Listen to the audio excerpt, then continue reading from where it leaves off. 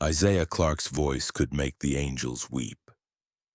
Every Sunday morning in 1846, his tenor soared above the plantation choir near Natchez, Mississippi, touching something divine in even the hardest hearts.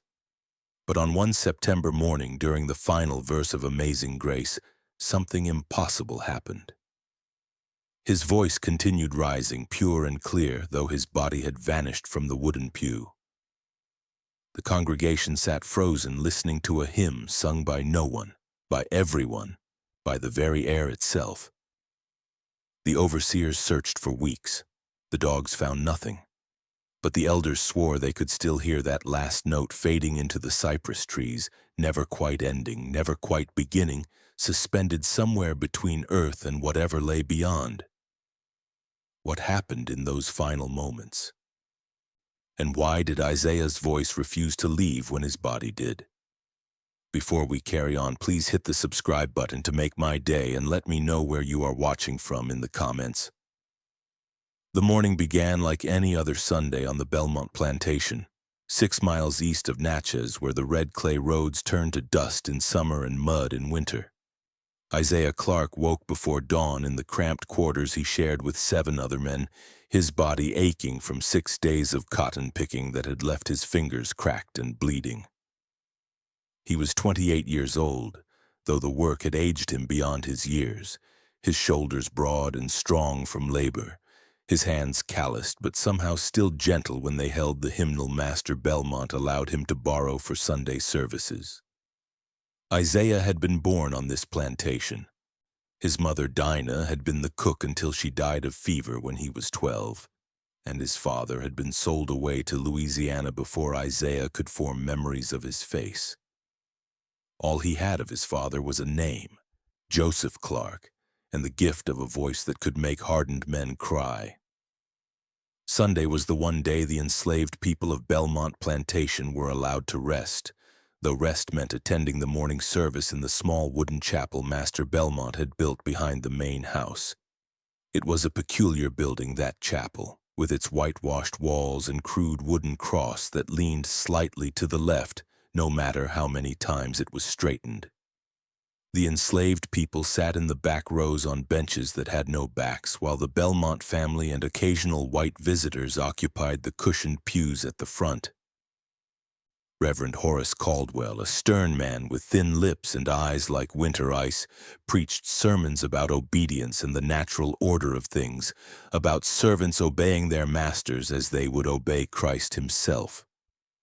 Isaiah had heard these sermons his entire life, had watched Reverend Caldwell's face grow red with righteous fervor as he pounded the pulpit and declared that suffering in this life was preparation for glory in the next. But when Isaiah sang, something shifted in that chapel. The air itself seemed to change, becoming thicker, more golden, as if heaven had pressed its face against the windows to listen. His voice had a quality that transcended the crude surroundings, a purity that made even Master Belmont close his eyes and bow his head. Isaiah's mother had told him once, in the months before she died, that his voice was a gift from God, that it carried something of the divine, and that he must use it to lift up the spirits of those who had no other comfort. He had taken her words to heart, had poured every ounce of his being into those Sunday morning hymns, transforming the chapel into a place where, for just a few moments, the enslaved could forget their chains and imagine themselves free. On this particular Sunday morning, the 2nd of September in 1846, Isaiah rose with an unusual feeling in his chest, something between anticipation and dread that he could not name. The air felt different somehow, charged with an energy he had never experienced before. He dressed carefully in the one good shirt he owned, a faded blue cotton thing that his friend Ruby had mended for him just the week before, and he made his way across the dewy grass toward the chapel as the sun painted the eastern sky in shades of amber and rose. Other enslaved people were making their way to the service as well, moving in small clusters, their voices low and tired. Isaiah nodded to them as he passed, exchanging quiet greetings with old Moses, who walked with a cane, with Sarah, who carried her infant daughter on her hip, with the twins Benjamin and Nathaniel, who worked in the stables.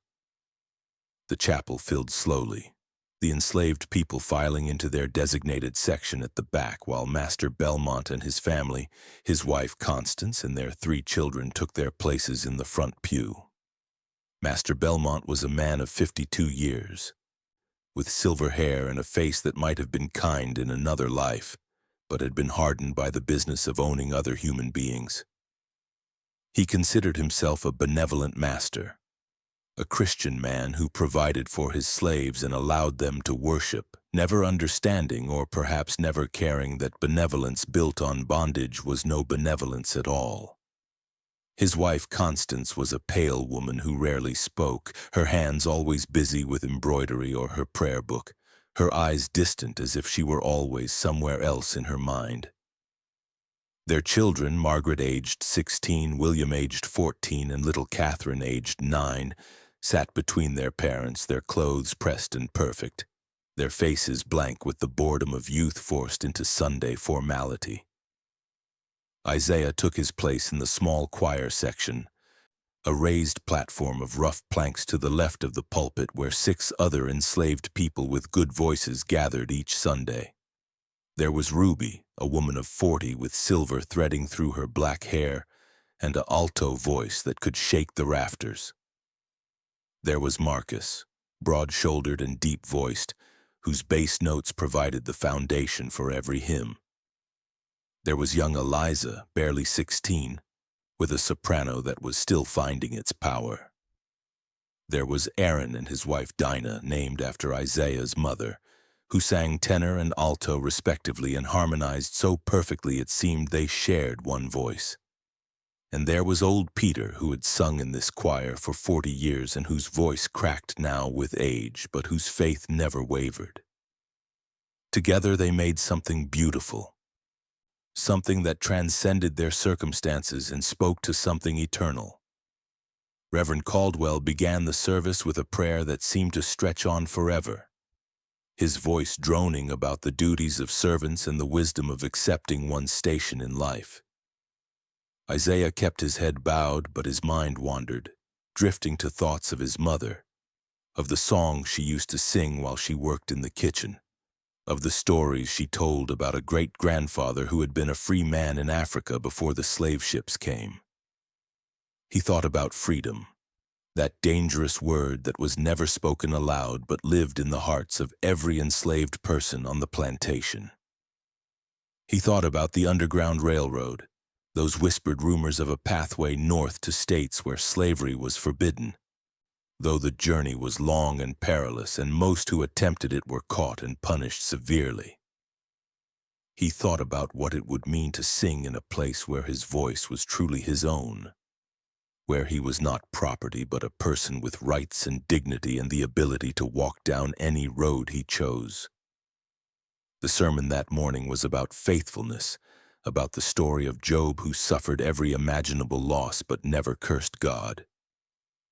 Reverend Caldwell spoke with his usual intensity, his voice rising and falling in practiced rhythms, his finger jabbing at the air to emphasize his points. The enslaved people in the back rows sat silent and still, their faces carefully neutral, revealing nothing of what they thought or felt. This was a survival skill they had all learned, the ability to make themselves invisible, to show nothing that might provoke anger or suspicion. But inside they were oceans of feeling, storms of anger and grief and hope and determination that could never be safely expressed. Finally, after what seemed like hours, Reverend Caldwell concluded his sermon and announced the final hymn. "Amazing Grace," he said. That old beloved song written by a former slave trader who had found redemption and spent the rest of his life fighting against the very evil he had once perpetrated. The irony was never lost on Isaiah, that they were forced to sing a song about grace and redemption while trapped in bondage. But he also understood that the song meant something different to him than it did to Master Belmont. When Isaiah sang Amazing Grace, he was singing about a grace that would one day set all captives free, about a redemption that included his own liberation and the liberation of everyone he loved. The organ wheezed to life, played by Miss Catherine Belmont, who had been taking lessons for 3 years and was finally competent enough to manage the simpler hymns. The familiar melody filled the chapel, and Isaiah felt his chest expand with the first breath. The choir rose as one, their voices joining together in that opening line, "Amazing Grace. How sweet the sound that saved a wretch like me." Isaiah's tenor soared above the others, clear and strong, carrying a power that seemed to come from somewhere beyond himself. In the front pew, Master Belmont closed his eyes and nodded slowly. In the back rows, the enslaved people lifted their heads and let the music wash over them, finding in those notes a moment of transcendence, a glimpse of something better than the life they knew. The second verse began, and Isaiah felt that strange feeling in his chest intensify, as if something were pulling at him from the inside, urging him towards something he could not see or name. His voice grew stronger, more resonant, filling every corner of the chapel with a sound that was almost otherworldly. Ruby glanced at him with concern, noticing something different in his expression, a distance in his eyes as if he were looking at something far away. Marcus's bass notes faltered for just a moment, distracted by the intensity of Isaiah's singing. But Isaiah seemed unaware of their concern, lost completely in the music, in the words that spoke of being found when once he was lost, of seeing when once he was blind. The third verse came, and the air in the chapel seemed to shimmer and change.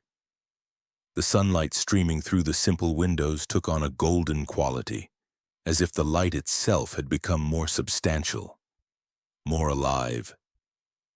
Isaiah's voice reached notes he had never hit before, a purity of tone that transcended human limitation. Several people in the congregation opened their eyes and stared at him in wonder, sensing that something extraordinary was happening, but unable to name what it was. Old Moses, sitting in the back corner, felt tears streaming down his weathered face, though he could not say why. Sarah held her infant daughter closer, feeling a strange mixture of joy and sorrow that made her heart ache. The twins Benjamin and Nathaniel looked at each other with wide eyes, recognizing that this moment was different from all the other Sunday mornings they had experienced. And then came the final verse, those words about 10,000 years of singing God's praise, about grace that endures beyond time and death and all earthly suffering. Isaiah's voice rose higher still, impossibly pure, impossibly beautiful, as if he were no longer singing with his physical voice, but with something deeper, something that connected to the very essence of existence.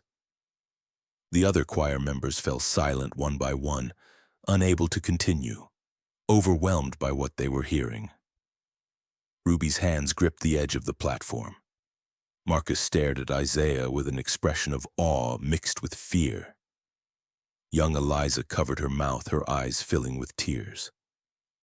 Isaiah's body seemed to shimmer in the golden light, becoming somehow less solid, more translucent, as if he were transforming into pure sound. His eyes were closed, his face lifted toward the ceiling, and he appeared to be smiling, though tears streamed down his cheeks. The congregation sat paralyzed, unable to move or speak, transfixed by what they were witnessing. Master Belmont's eyes were wide with shock. Constance Belmont had dropped her prayer book. Reverend Caldwell gripped the pulpit with white-knuckled hands, his mouth open but no words coming out. And then, in the space between one note and the next, Isaiah was gone. His body simply ceased to be, dissolving into the air like morning mist and sunlight. But his voice continued, perfect and clear, singing those final words about grace abounding and sins being forgiven and chains being broken. The voice hung in the air of the chapel. coming from everywhere and nowhere, from the walls and the floor and the very atoms of existence. It was impossible. It defied every law of nature and reason, but it was happening. Isaiah's voice sang on without Isaiah, the hymn continuing to its conclusion with no visible singer. The chapel erupted in chaos.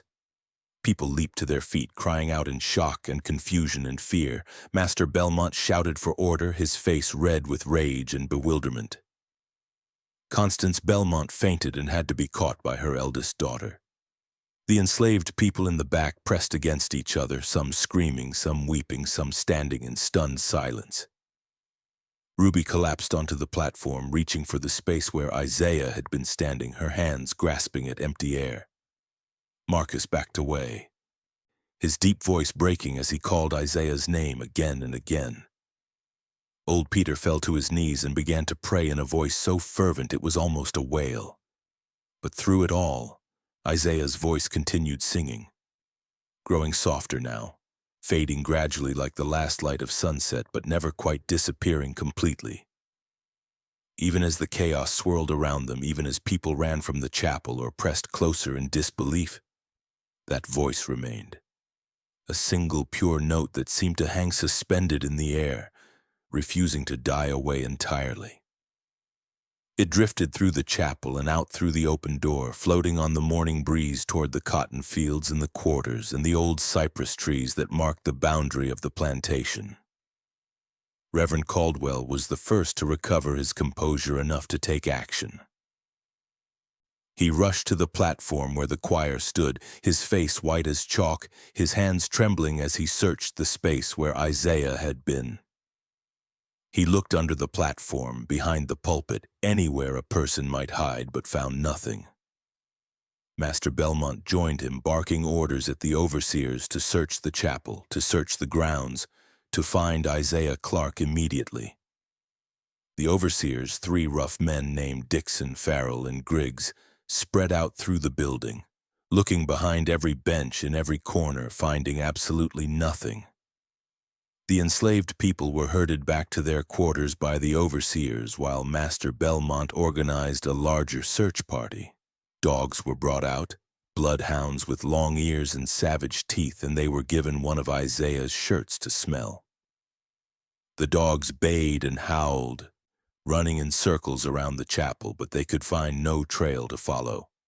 They ran toward the river, then back toward the quarters, then toward the cotton fields, confused and agitated, unable to lock onto any scent that made sense. Dixon, the head overseer, cursed and kicked at the dogs, frustrated by their failure. Farrell suggested that Isaiah must have prepared some trick, some way to fool them all, though he could not explain how such a thing was possible.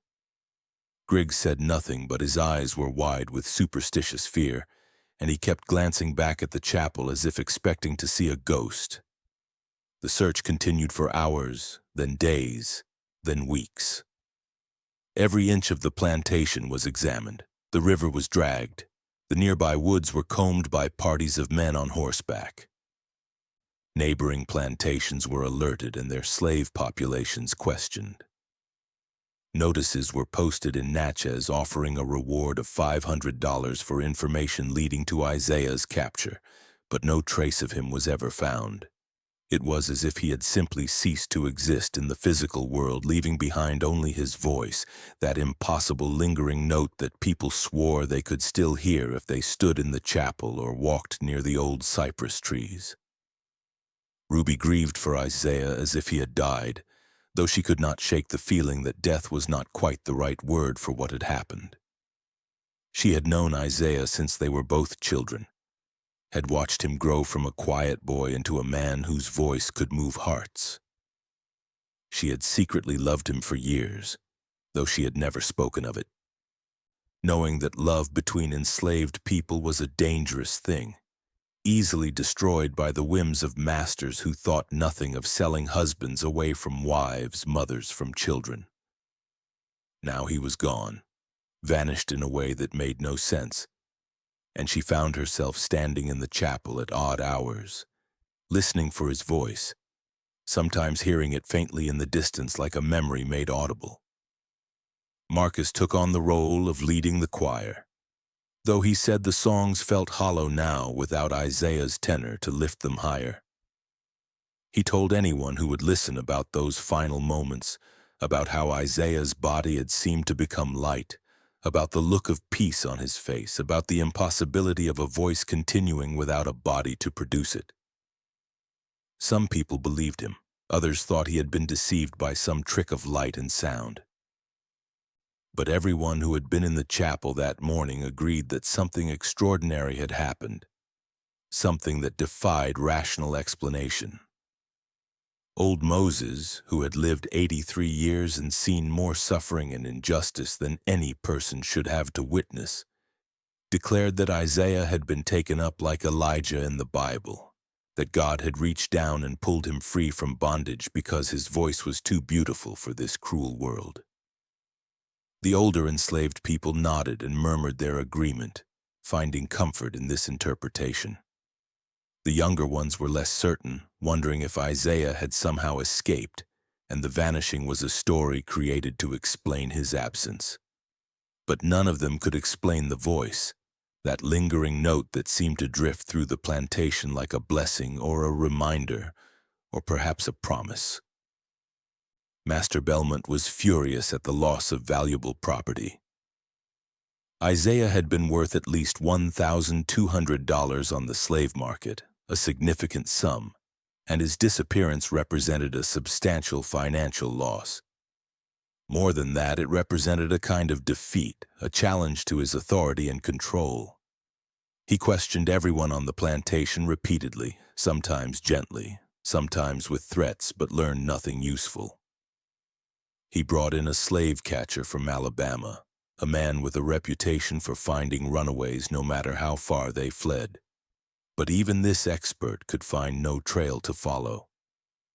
The slave catcher examined the chapel, interviewed witnesses, studied the ground around the building, and finally declared that he had never seen anything like this case and could offer no explanation.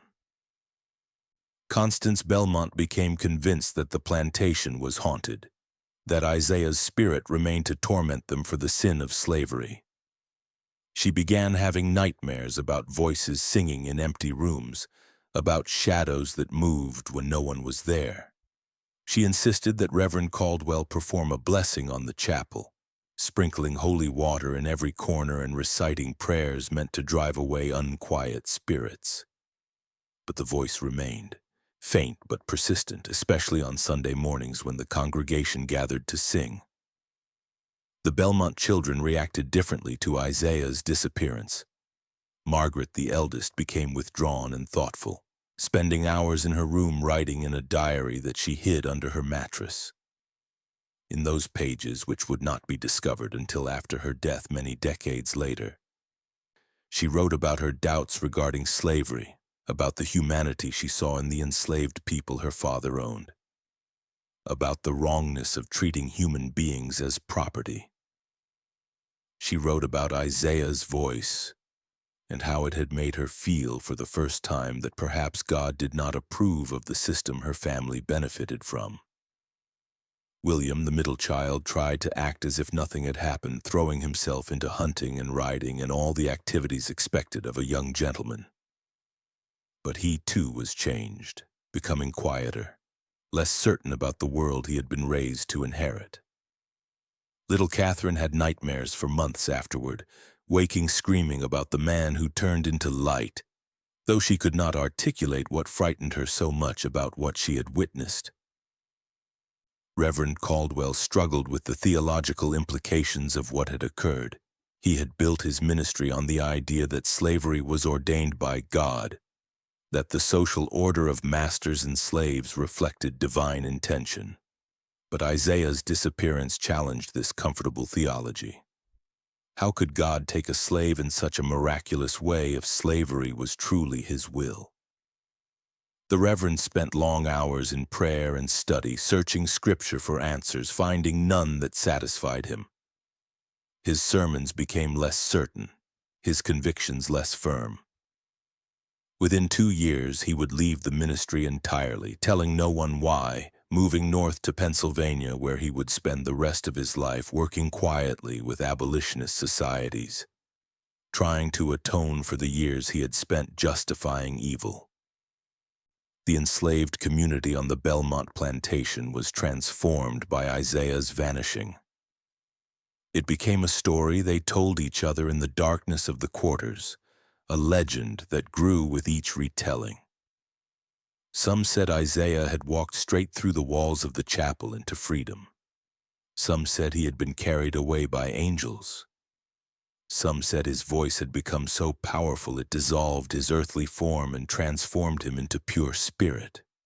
But all agreed that something miraculous had happened, something that proved they were not merely property, not merely animals to be bought and sold, but beings with souls and dignity and worth that no master could fully control or destroy.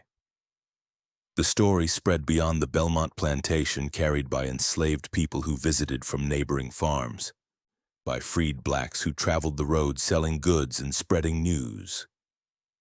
It reached Natchez and spread along the river, traveling south to New Orleans and north to Memphis and beyond. Each community added its own details and interpretations, but the core of the story remained the same. Isaiah of Natchez, they called him, the slave who walked out during the hymn and left his voice behind. The story gave hope to enslaved people throughout the region, became a kind of spiritual resistance, a reminder that there were powers greater than masters and overseers, that the human spirit could not be completely chained. Harriet Perkins, a freed black woman who ran a secret station on the Underground Railroad in Natchez, heard the story and wept. She had helped dozens of enslaved people escape over the years, hiding them in a false cellar beneath her small house, providing food and supplies and directions north. She wondered if Isaiah had somehow found another pathway to freedom, one that required no hidden cellars or dangerous journeys through the night. She began including the story in the coded messages she sent along the railroad, using it to encourage those who were attempting escape, reminding them that freedom came in many forms and that they should never stop seeking it. Back on the Belmont plantation, life continued, but nothing was quite the same. The Sunday services felt empty without Isaiah's voice, and Master Belmont eventually stopped requiring attendance, telling himself it was because he was being merciful but secretly unable to bear sitting in that chapel where something impossible had occurred. The small building fell into disrepair, its whitewashed walls fading to gray, its wooden cross tilting even more dramatically to the left. But people still visited it, both enslaved and free, drawn by curiosity or faith or the desire to hear that lingering voice that some swore still echoed in the rafters. Ruby continued to sing, her alto voice carrying the hymns alone now. But she said it felt like singing into a vast emptiness, like calling for someone who could never answer. She trained young Eliza to take over the tenor parts, but the girl's voice, while sweet, lacked the transcendent quality that Isaiah had possessed. Marcus eventually stopped singing altogether, saying the music had died for him the day Isaiah vanished. Aaron and his wife Dinah continued their perfect harmonies, but they sounded mournful now, tinged with loss. Old Peter sang until the day he died 2 years after Isaiah's disappearance, and with his last breath he swore he could hear Isaiah singing with him, welcoming him home. The years passed and the story of Isaiah of Natchez became legend, then myth, then something more than myth, a story that lived in the collective memory of enslaved people and their descendants. When the Civil War came in 1861, 15 years after Isaiah's disappearance, some people said they heard his voice singing in the camps where formerly enslaved people gathered, waiting for freedom to be made official. When the Emancipation Proclamation was signed on January 1, 1863, freeing all enslaved people in the Confederate States, witnesses reported hearing a sound like a choir of angels rising from the old plantations. and some swore that Isaiah's voice was among them, finally completing the hymn he had started 17 years earlier. The Belmont plantation did not survive the war. Master Belmont died in 1862 of a fever, never having recovered financially or spiritually from the loss of Isaiah and the changes sweeping through the South.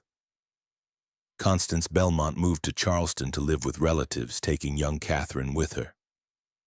William joined the Confederate Army and was killed at the Battle of Shiloh. His body never recovered.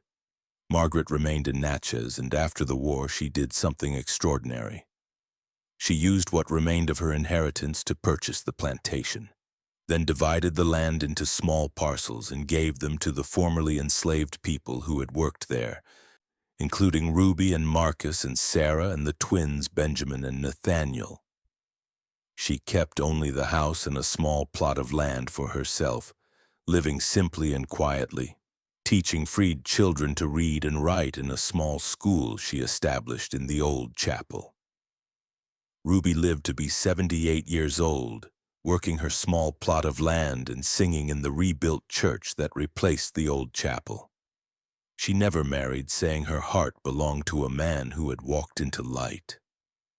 On quiet Sunday mornings, she would stand in the place where the choir platform had been and sing Amazing Grace, her alto voice still strong despite her years. And sometimes, when the light was just right and the air was still, people swore they could hear a tenor voice joining her, pure and clear and impossibly beautiful, harmonizing with her across time and death and all the barriers that separate one soul from another.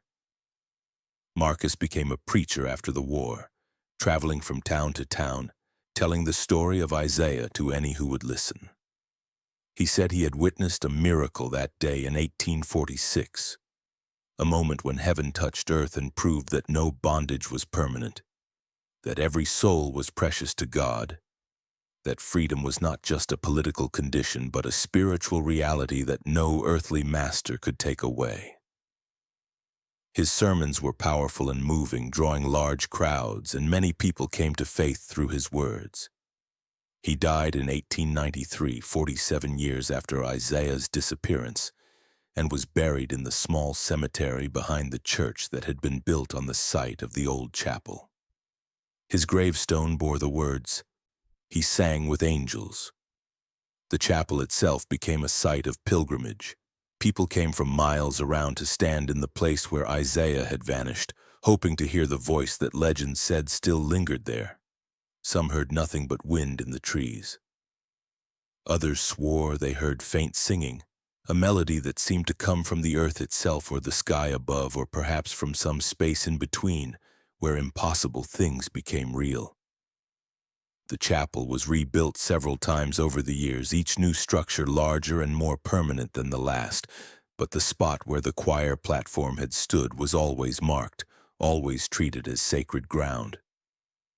In the early 1900s, a folklorist from a university up north came to Natchez to collect stories from the descendants of enslaved people. She heard the story of Isaiah and spent weeks interviewing elderly men and women who had heard the tale from their parents and grandparents.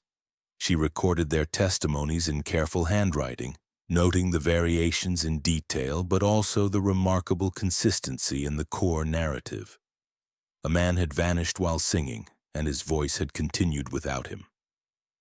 She published an article about the story in an academic journal, treating it as a fascinating example of folklore and myth-making, never quite believing it but unable to deny the sincerity of those who told it. But Isaiah's story was more than folklore, more than myth. It was a truth that transcended historical fact, a truth that spoke to something deeper than what could be verified by documents and evidence. It was a story about dignity in the face of dehumanization, about the power of beauty to transform even the cruelest circumstances, about the indomitable nature of the human spirit. It was a story that said, you cannot own this, you cannot chain this, you cannot silence this. The voice will continue singing no matter what you do. In 1963, during the height of the civil rights movement, a group of protesters marching for voting rights passed through Natchez. They stopped at the church that had been built on the site of the old Belmont Chapel, and an elderly woman told them the story of Isaiah. The protesters, tired and frightened and facing violence and hatred at every turn, drew strength from the tale. They sang Amazing Grace as they continued their march, their voices rising together, and several of them later reported hearing something miraculous, an extra voice that seemed to come from nowhere and everywhere, joining their song and lifting it higher. They said it felt like a blessing, like a reminder that they were part of a long struggle for freedom, and that they were not alone. The old cypress trees where Isaiah's voice was said to have drifted still stand today, ancient and gnarled, their roots deep in the red clay of Mississippi. People still visit them, placing flowers at their base, standing quietly and listening. The church has been rebuilt once more, a modern structure with air conditioning and comfortable pews, but there is still a marker on the floor where the old choir platform stood, a small brass plaque that reads, "Here Isaiah sang, September 2nd, 1846. Services are held there every Sunday, and the congregation still sings Amazing Grace, their voices blending together in harmony, carrying forward a tradition that stretches back nearly 2 centuries. Scientists and skeptics have tried to explain what happened to Isaiah Clarke. Some suggest mass hallucination, a shared delusion brought on by the emotional intensity of the moment. Others propose that Isaiah had planned an escape and used some clever trick to make it appear he had vanished, though no one can explain how he managed it or where he went. Still others simply dismiss the story as fiction, a tale created to give hope to people living in desperate circumstances, a myth that grew from a kernel of truth into something fantastical. But those who believe, those who have stood in that chapel and felt something they cannot name, those who have heard a voice singing when no singer can be seen, they know differently. They know that some events transcend rational explanation, that there are moments when the veil between the physical and spiritual becomes thin, when something eternal breaks through into time. They know that Isaiah's voice continues because it was never just a voice, never just sound waves vibrating air. It was prayer made audible, suffering transformed into beauty, hope given form. It was the cry of everyone who had ever been enslaved, the song of everyone who had ever longed for freedom, the hymn of the human spirit refusing to be broken. Today, nearly 180 years after Isaiah Clarke walked out during the hymn and left his voice behind, people still tell his story. It has been written in books, recorded in documentaries, preserved in archives and museums. But it lives most vibrantly in the oral tradition, passed from generation to generation, carried in the memories of descendants of enslaved people who heard it from their grandparents, who heard it from their grandparents before them. It lives in the songs sung in churches throughout the South, in the spirituals that carry echoes of that impossible moment when a voice refused to die. The story reminds us that there are some things that cannot be chained, some essences that cannot be owned, some truths that will continue singing no matter how hard anyone tries to silence them. Isaiah's body may have vanished, may have dissolved into light or walked through walls into freedom or been taken up into whatever mystery awaits beyond this life. But his voice remained as testimony, as witness, as proof that the human spirit is ultimately indestructible. On quiet mornings in Natchez, when the mist rises from the river and the sun paints the sky in shades of amber and rose, when the air is still and the world holds its breath, some people say you can hear it. A voice singing Amazing Grace, pure and clear and heartbreakingly beautiful, coming from the old cypress trees or the church or perhaps from the very air itself. They say it sounds like hope, like sorrow, like joy, like freedom.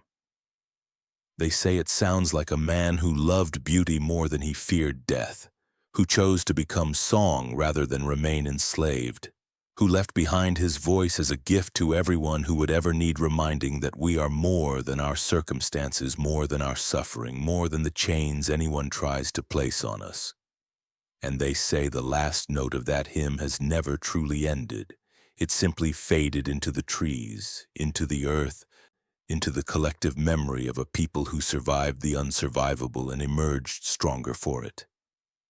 The note lives on, carried in every voice that sings of grace and freedom, in every heart that refuses to accept bondage as permanent, in every spirit that insists on dignity despite all evidence to the contrary. Isaiah's voice continues because it was never just his voice.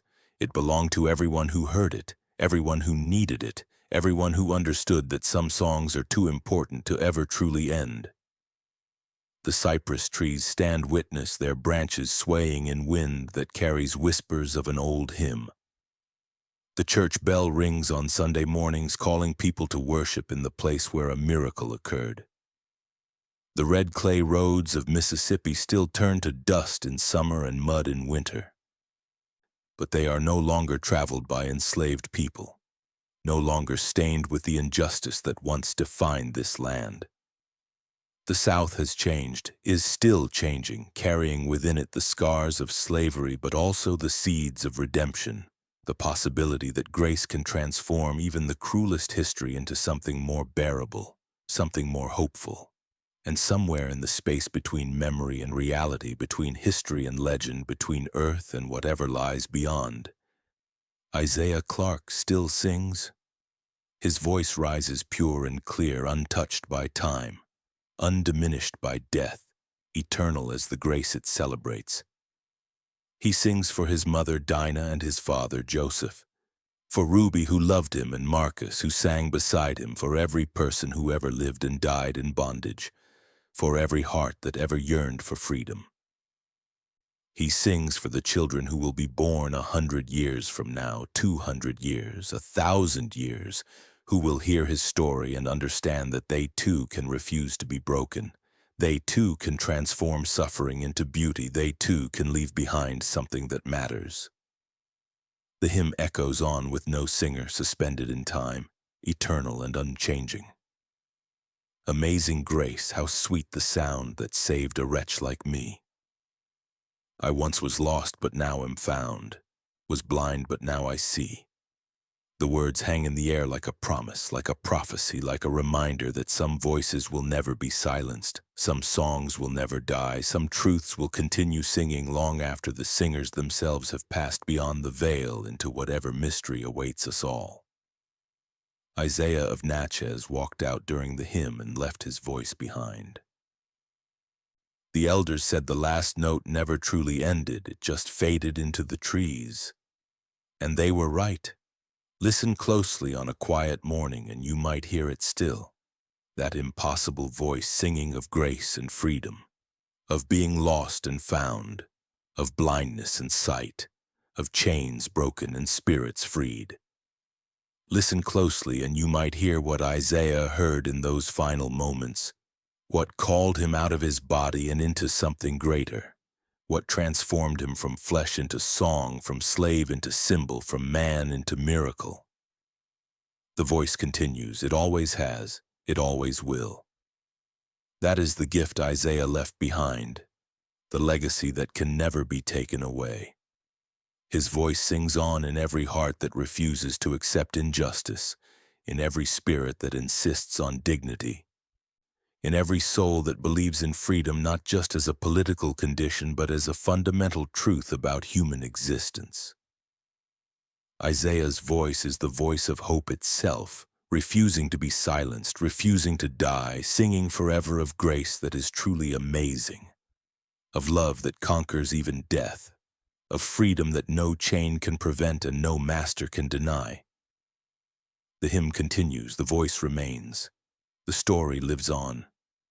And somewhere in the old cypress trees near Natchez, in the red clay and the morning mist and the golden light of Sunday dawn, Isaiah Clarke still sings, will always sing, his voice eternal as grace itself, as enduring as the human spirit, as permanent as the truth that set him free. But the story of Isaiah's voice did not end with his vanishing, nor did it end with the Civil War or the generations that followed. The voice became something more than memory, more than legend. It became a living presence that touched lives across decades and centuries in ways both mysterious and profound. To understand the full scope of what happened that September morning in 1846, we must look at the ripples that spread outward from that moment, touching lives in ways both expected and impossible to predict. In 1852, 6 years after Isaiah's disappearance, a young woman named Clarissa Whitfield arrived in Natchez from Boston. She was the daughter of prominent abolitionists, sent south under the guise of being a governess but actually working to document the conditions of enslaved people and smuggle information back north to abolitionist newspapers. Clarissa was 23 years old, educated at a women's academy, and possessed of a fierce determination to fight slavery through whatever means available to her. She had heard whispers of the Isaiah story before leaving Boston, dismissed it as exaggeration or metaphor, but found herself drawn to investigate it nonetheless. Clarissa secured a position as governess to the children of the Patterson family, wealthy plantation owners whose property bordered what had once been the Belmont land. The Pattersons were typical of their class, convinced of their own benevolence while profiting from the labor of 200 enslaved people. Clarissa played her role carefully, teaching young Rebecca and Jonathan Patterson their letters and arithmetic while secretly meeting with enslaved people in the quarters after dark, recording their testimonies and drawing maps of the plantation for potential escape routes. It was during one of these clandestine meetings that she first heard the full story of Isaiah from a woman named Patience, who had been Ruby's cousin and had witnessed the vanishing firsthand. Patience was 40 years old in 1852. Her hands gnarled from decades of field work, her back permanently bent from stooping over cotton plants. But her mind was sharp, and her memory clear, and she told Clarissa every detail of that September morning 6 years earlier. She described the quality of Isaiah's voice, how it had seemed to come from somewhere beyond the physical world even before his disappearance. She described the moment when his body began to shimmer and fade, becoming transparent like glass held up to sunlight. She described the impossible continuation of the hymn after Isaiah was gone, and how that voice had drifted out of the chapel and into the trees where it seemed to linger still. Clarissa was skeptical, trained in rational thought and scientific inquiry, but something in Patience's telling gave her pause. The woman spoke with such conviction, such precise detail, that it was difficult to dismiss her account as mere superstition or wishful thinking. More than that, Clarissa noticed that other enslaved people spoke of Isaiah's voice not as something that had happened, but as something that was still happening, a present reality rather than a past event. They spoke of hearing it on quiet mornings, of feeling comforted by it during their hardest moments, of drawing strength from the knowledge that someone had escaped in a way that could never be recaptured or punished. Driven by curiosity and something deeper she could not name, Clarissa arranged to visit the abandoned Belmont Chapel. She told the Pattersons she was taking a nature walk for her health, a common enough activity for young ladies of breeding, and made her way along the overgrown path that led to the old plantation. The chapel stood empty and neglected, its whitewashed walls grayed with age and weather, its door hanging loose on rusted hinges. Clarissa pushed the door open and stepped inside, and immediately felt something she had not expected. The air inside the chapel was different, thicker somehow, charged with an energy that made the hair on her arms stand up. The afternoon sunlight streaming through the dirty windows created patterns of gold and shadow on the wooden floor. And in those patterns, Clarissa thought she saw something moving, shifting, as if the light itself were alive. She stood in the space where Patience had told her the choir platform once stood, closing her eyes and listening. At first she heard nothing but the creak of old wood and the whisper of wind through cracks in the walls. But then, so faint she might have imagined it, she heard something else. A note, pure and sustained, hanging in the air like a thread of gold spun by invisible hands. It was not a sound exactly, or not only a sound. It was a feeling, a vibration that resonated in her chest and made her heart beat faster. It was beautiful and terrible at once, filled with such longing and such joy that Clarissa found tears streaming down her face without knowing why. She stood there for nearly an hour, listening to that impossible voice, and when she finally emerged from the chapel, she was changed. The skepticism that had armored her heart was cracked, allowing something else to enter, something that acknowledged mystery and miracle as possibilities rather than impossibilities. She returned to the Patterson house and that evening wrote a long letter to her father in Boston describing what she had experienced, but struggling to find words adequate to convey the truth of it.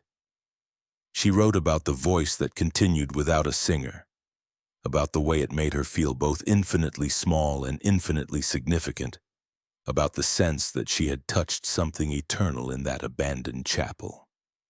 Her father, a practical man who believed in reason and evidence, wrote back urging her to be cautious, warning that emotional experiences could cloud judgment and lead to false conclusions. But he also included a note that surprised Clarissa.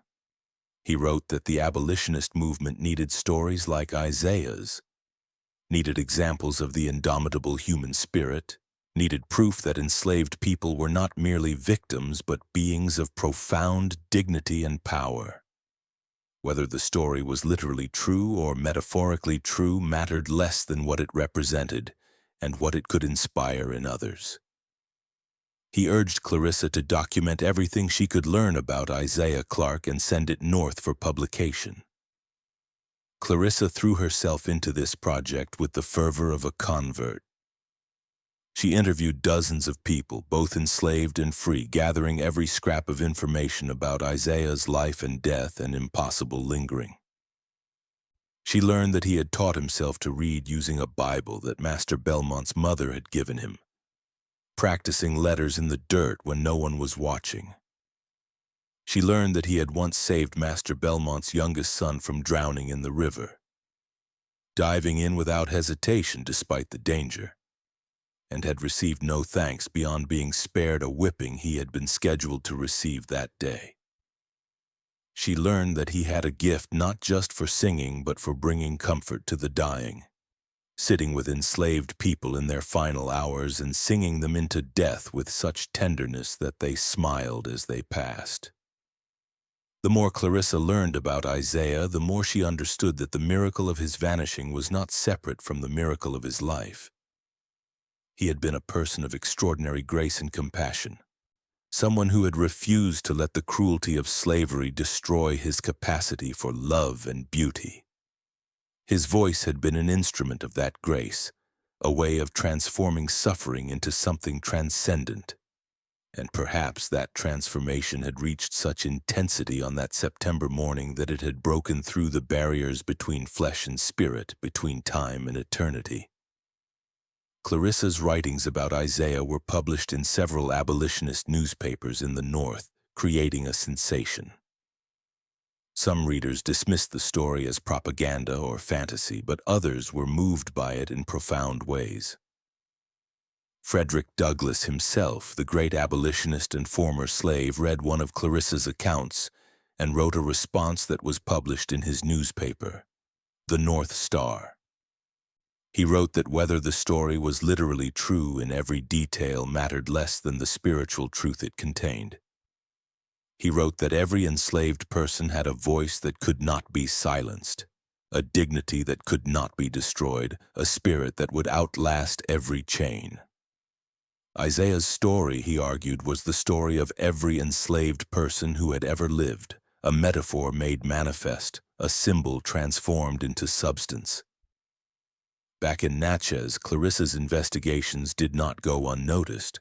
Master Patterson began to grow suspicious of his governess's frequent walks and her intense interest in the stories of enslaved people. He had her followed by an overseer who reported back that she had been seen entering the quarters after dark, had been observed in lengthy conversations with field hands, had been found standing alone in the abandoned Belmont Chapel. Patterson confronted Clarissa in his study one evening, his face red with anger, accusing her of being an abolitionist agitator and demanding she leave his property immediately. Clarissa, knowing that to stay would mean imprisonment or worse, packed her belongings that very night and fled north with the help of a network of underground railroad conductors she had carefully cultivated during her time in Mississippi. She made it back to Boston in the autumn of 1853 and continued her abolitionist work with renewed passion, speaking at meetings and rallies, writing articles and pamphlets, always including the story of Isaiah Clarke as proof that enslaved people possessed souls that could not be owned and spirits that could never be fully broken. Her accounts inspired countless people to join the abolitionist cause, to donate money to help enslaved people escape, to speak out against the evil of slavery. In this way, Isaiah's voice continued to sing through Clarissa's words, reaching people who would never set foot in Mississippi, touching hearts hundreds and thousands of miles away from that small chapel where the miracle had occurred. Meanwhile, back on the Belmont plantation, now largely abandoned and falling into ruin, strange occurrences continued to be reported. People walking past the chapel at dawn or dusk claimed to see lights inside, golden and wavering like candlelight, though no candles burned there. They heard singing, always amazing grace, always in that pure tenor voice that older residents remembered belonging to Isaiah. Some dismissed these reports as imagination or the tricks of light and sound. Others believed them absolutely and avoided the area, frightened by what they could not understand. But a few, a very few, were drawn to the chapel like pilgrims to a shrine, seeking something they could not name, hoping to hear the voice that promised freedom and grace. Among these pilgrims was a man named Gabriel, enslaved on a plantation 12 miles north of the Belmont land. Gabriel was in his early 30s, a blacksmith whose skill made him valuable but whose spirit made him dangerous to his master. He had attempted escape twice before, had been caught both times and punished severely, his back marked with scars that would never fully heal. But Gabriel refused to accept bondage as permanent, refused to stop yearning for freedom no matter what it cost him. He had heard the stories of Isaiah from other enslaved people who traveled between plantations, carrying news and rumors like precious cargo. The idea of a man who had escaped not by running but by dissolving into light, by becoming pure voice, fascinated and inspired Gabriel in equal measure. On a night in June of 1854, 8 years after Isaiah's vanishing, Gabriel slipped away from his quarters and made the long walk to the abandoned Belmont Chapel. The moon was nearly full, painting the landscape in shades of silver and black, and Gabriel moved through the cotton fields like a shadow, avoiding the roads where patrollers might spot him. He reached the chapel just before midnight and pushed open the sagging door, his heart pounding with a mixture of fear and anticipation. The interior was dark except for the moonlight streaming through the windows, creating patches of pale illumination on the wooden floor. Gabriel stood where he had been told the choir platform once stood and called out softly, his voice breaking the silence. "Isaiah," he said, "if you're here, if any part of you remains, I need to hear you. I need to know that escape is possible, that freedom exists somewhere even if I can't see it or touch it." For a long moment there was only silence, and Gabriel felt foolish, a grown man standing in an abandoned building talking to empty air. But then, just as he was about to turn and leave, he heard it. A voice, distant and echoing as if coming from very far away or very deep within, singing a single word. Free. The voice sang the word on a note that seemed to hang suspended in the air, neither rising nor falling, simply existing in perfect purity. Gabriel felt something break open inside his chest, a dam giving way, and he collapsed to his knees, sobbing with a mixture of grief and joy so intense it was almost unbearable. He had heard it. He had actually heard it. Isaiah's voice was real. The miracle was real. And if it was real, then freedom was possible, even for someone like him. Someone who had been beaten and broken and sold like an animal, but who still had a soul that could soar. Gabriel returned to his plantation before dawn, moving through the darkness with renewed purpose. He did not attempt escape again, not physically. Instead, he began to sing. He sang while he worked at the forge, hammering iron into horseshoes and tools and chains. He sang in the quarters at night, teaching other enslaved people the spirituals his mother had taught him. He sang on Sundays when they were allowed to gather for worship. His voice was not as pure as Isaiah's had been, not as technically perfect, but it carried something of the same spirit, the same refusal to let suffering have the final word. Gabriel sang of rivers that needed crossing, of chariots that would swing low, of a promised land somewhere beyond the pain of this world. His singing became legendary on his plantation and spread to neighboring farms, inspiring others to sing as well, creating a network of voices that lifted each other up and kept hope alive even in the darkest times. Gabriel lived to see freedom, survived until the end of the Civil War when he was 44 years old, and he spent his remaining years as a preacher and teacher in the freed black community near Natchez.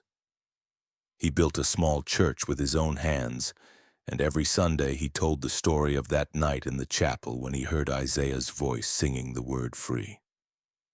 He told it to children who had been born in slavery and to children born after emancipation, impressing upon them all that freedom was not just the absence of chains, but the presence of dignity, the ability to raise one's voice and sing one's truth without fear. Gabriel died in 1889 at the age of 68, and his last words were reportedly the opening line of Amazing Grace, sung in a voice that cracked with age but still carried power. As the 19th century drew to a close and the 20th began, the story of Isaiah Clarke might have faded into obscurity, becoming just another forgotten tale from the dark days of slavery. But something about the story refused to die. It was carried forward by the children and grandchildren of those who had known Isaiah or known people who knew him. It was preserved in the oral tradition of black churches throughout Mississippi and beyond. It was written down in the journals and memoirs of those who had heard it firsthand. The story evolved and changed with each telling, new details added and old ones forgotten, but the core remained constant. A man had vanished while singing, and his voice had continued without him, a testament to something that transcended the physical world. In 1927, a musicologist from Columbia University named Dr. Helen Forrester traveled to Mississippi as part of a project to record and preserve African American spirituals. She was particularly interested in the ways enslaved people had used music as a form of resistance and communication, encoding messages about escape routes and freedom in seemingly innocent religious songs. While conducting interviews in Natchez, she heard the story of Isaiah Clarke from a woman named Martha Reed, who was 94 years old and whose grandmother had been enslaved on the Belmont plantation. Martha told the story with such conviction and detail that Dr. Forrester found herself compelled to investigate further. Dr. Forrester spent 3 months in Natchez, interviewing elderly residents both black and white, examining what few records remained from the Belmont plantation, visiting the site where the chapel had once stood. The building itself was long gone, finally collapsed in a storm in 1903, but the cypress trees Isaiah's voice had supposedly drifted into still stood massive and ancient. Dr. Forrester brought her recording equipment to the site and attempted to capture any unusual sounds, though she admitted to colleagues that she felt foolish doing so. She recorded hours of ambient sound, the wind in the trees, the birds singing, the distant sound of the river. But when she returned to New York and analyzed the recordings, she found something she could not explain. On several of the recordings beneath the expected natural sounds, there was another sound, a sustained note that should not have been there, a frequency that seemed to exist independently of any identifiable source. Dr. Forrester published her findings in an academic journal, carefully framing them as anomalies that required further study rather than as proof of the supernatural. The article generated considerable controversy among her colleagues, with some accusing her of scientific fraud or of allowing her desire for a sensational discovery to cloud her judgment. But Dr. Forrester stood by her work, insisting that she had documented something genuinely unexplained, something that challenged conventional understanding of how sound and memory and spirit intersect. She returned to Natchez twice more over the following years, conducting additional recordings and interviews. Building a comprehensive archive of the Isaiah Clarke story that would become a valuable historical resource for scholars studying both slavery and African American folklore. The story gained renewed attention during the civil rights movement of the 1950s and 60s. As Black Americans fought for equality and justice, the tale of Isaiah Clarke resonated with new power and relevance. He became a symbol of resistance, of the refusal to be silenced, of the truth that no oppression can be permanent and no voice can be completely destroyed.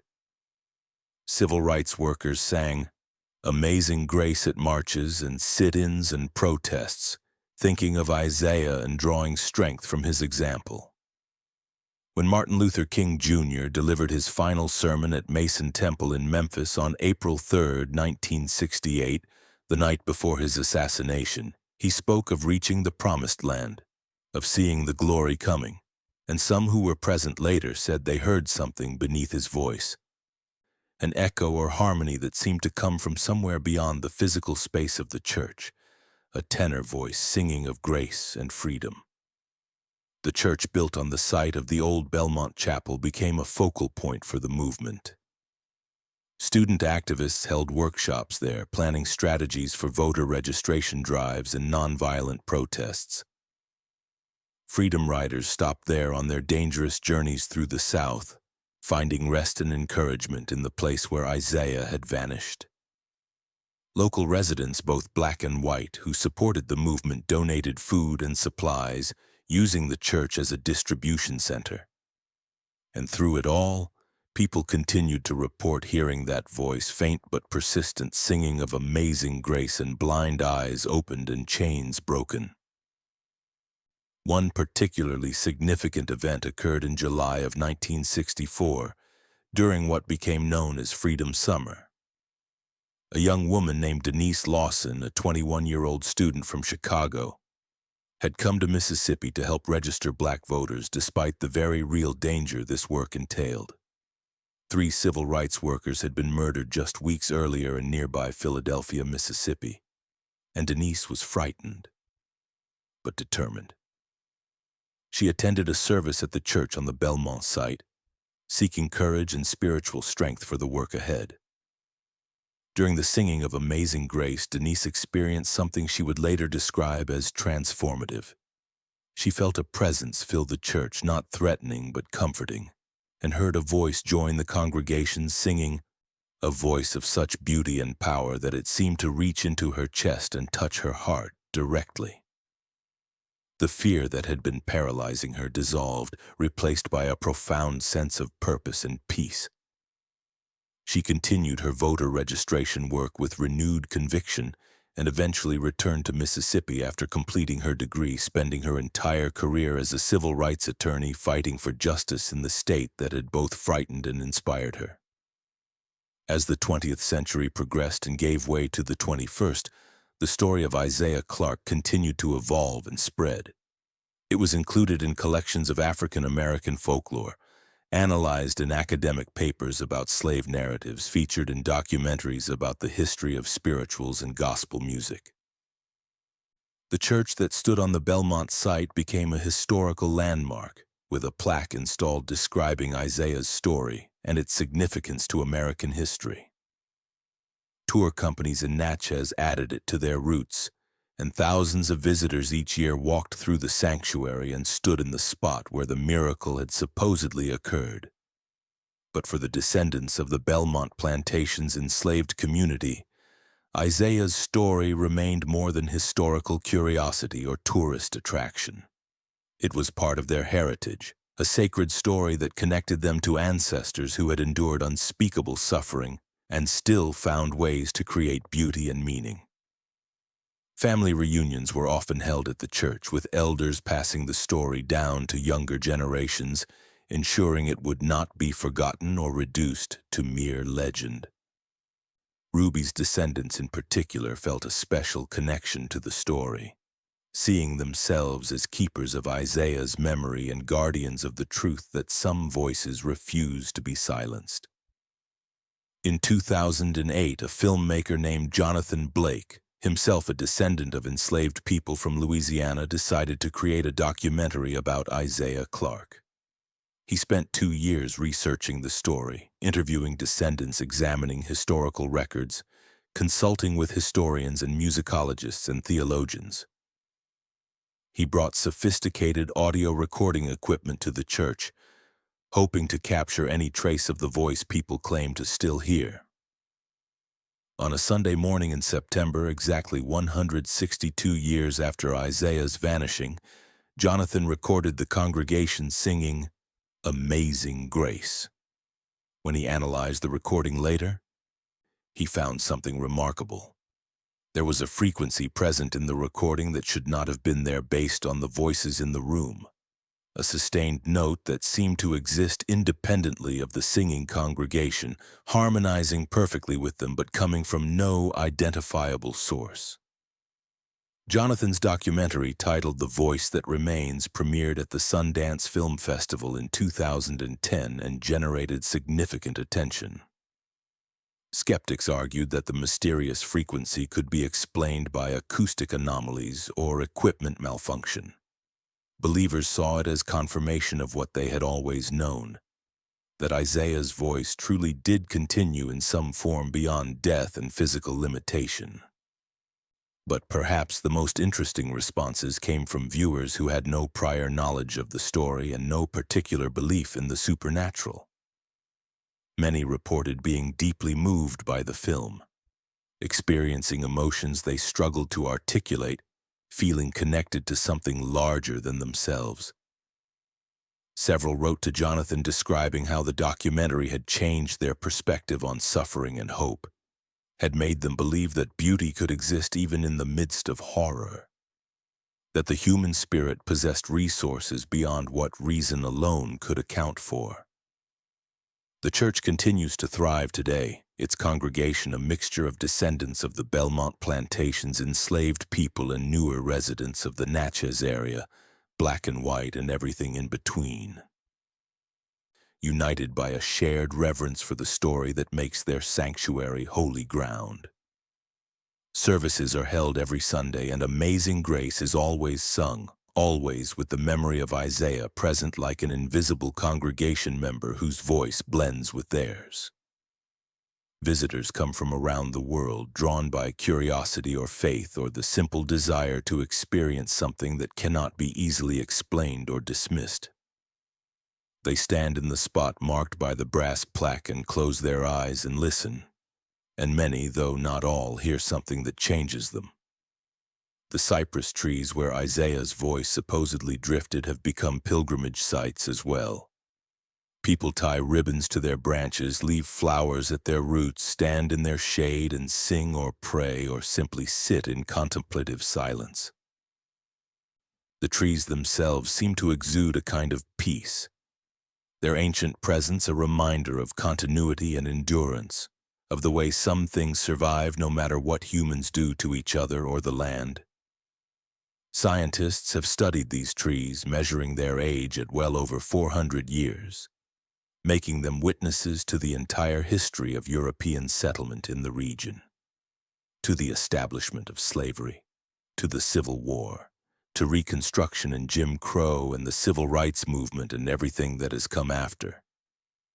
If trees could speak, these would have stories to tell that would make the strongest heart weep. Isaiah's story has inspired countless works of art over the years. Painters have tried to capture the moment of his vanishing, depicting him as a figure of light dissolving into golden air while his choir companions look on in wonder and fear.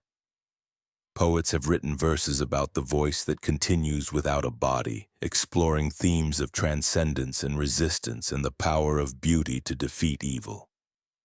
Musicians have composed pieces inspired by the story, attempting to capture in notes and harmonies the quality of voice that Isaiah must have possessed. Novelists have reimagined the story, creating fictional accounts that explore what might have been in Isaiah's heart during those final moments, what he might have felt or thought or understood as he began to dissolve. One particularly notable artistic response came from the composer Marcus Whitfield, no relation to Clarissa despite sharing a surname, who in 2015 premiered a choral work titled Isaiah's Hymn. The piece was written for choir, strings, and solo tenor, and it attempted to evoke the experience of that September morning in 1846. The work built slowly, beginning with quiet, sustained notes that represented the chapel at dawn, gradually adding voices and instruments as the service progressed.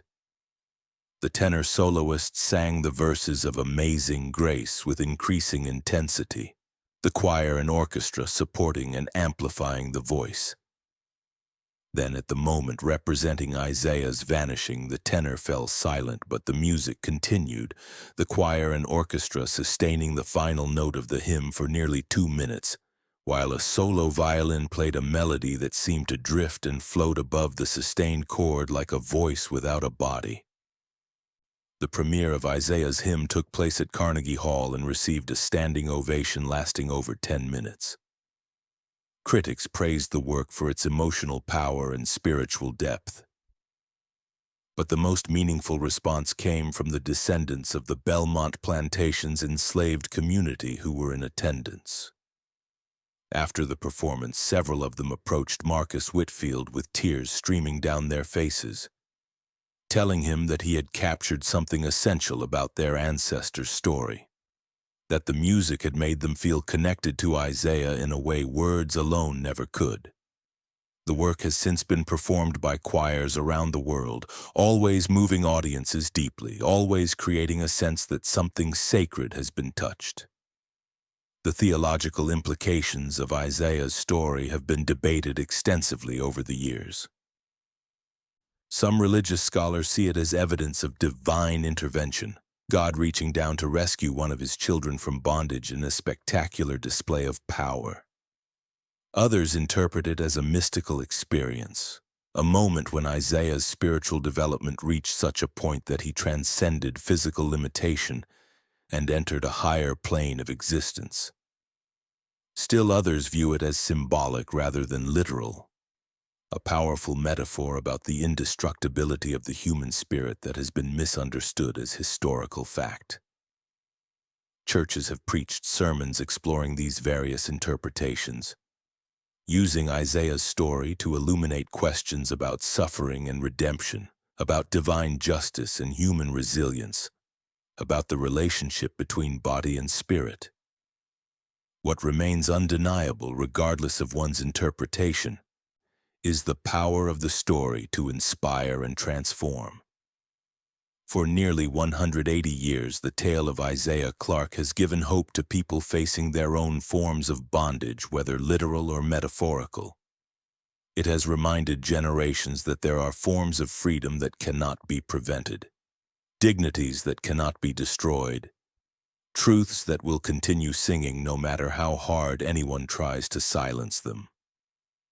In a world that often seems determined to crush beauty and goodness, Isaiah's story insists that some lights cannot be extinguished, that grace is indeed amazing, that even in the darkest circumstances there exists the possibility of transcendence. The voice continues to this day, singing in the memories of descendants, echoing in the walls of churches and the pages of books, resonating in the hearts of everyone who has ever heard the story and understood what it means. Isaiah Clarke may have walked out during the hymn on that September morning in 1846, but he left behind something far more permanent than his physical body. He left a legacy of hope, a testimony to human dignity, a voice that refuses to stop singing of grace and freedom and the truth that no bondage is eternal.